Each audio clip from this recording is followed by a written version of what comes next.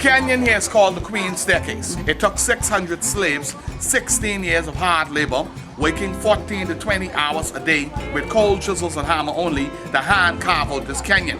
After building the largest fort on the island, Fort Charlotte, the newly appointed royal governor to the Bahamas, Lord Dunmore, was fearful that if the fort was attacked and overthrown, he could escape the fort with his family and they would still be trapped on the island and left to the mercy of the pirates.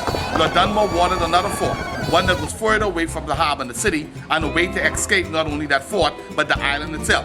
Using slaves to carve out this canyon, the rocks they took from this canyon were carried up through that opening to the right, and they were used to construct a second fort, Fort Fincastle. If that fort was attacked and overthrown, the governor would take an underground tunnel to get from the fort to the bottom of the canyon. There was no staircase. These high walls, hidden by trees and vegetation, provided a safe path back to the harbor, where a ship was always kept waiting, fully stocked and manned, to sail him and his family away to safety. When there was no need to use the forts in battle, the tunnels were sealed off, so slaves were used to carve a staircase into the canyon. That staircase was carved from bottom to top. In the year 1837, 18-year-old Victoria was crowned Queen of England.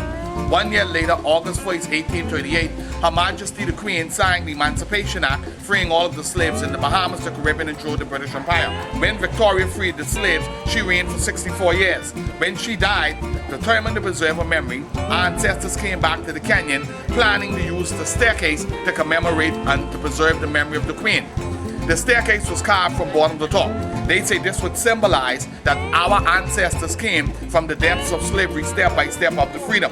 Coincidentally, each step could commemorate and serve as a reminder of each of the years Victoria reigned as Queen of England. They renamed what was once called the Union Street Staircase to the Queen's Staircase in her honor.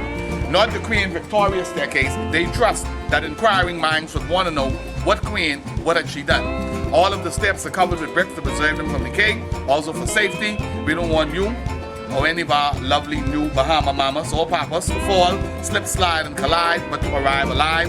As it is known around the world, you only fall in the Bahamas when you fall in love with the Bahamas.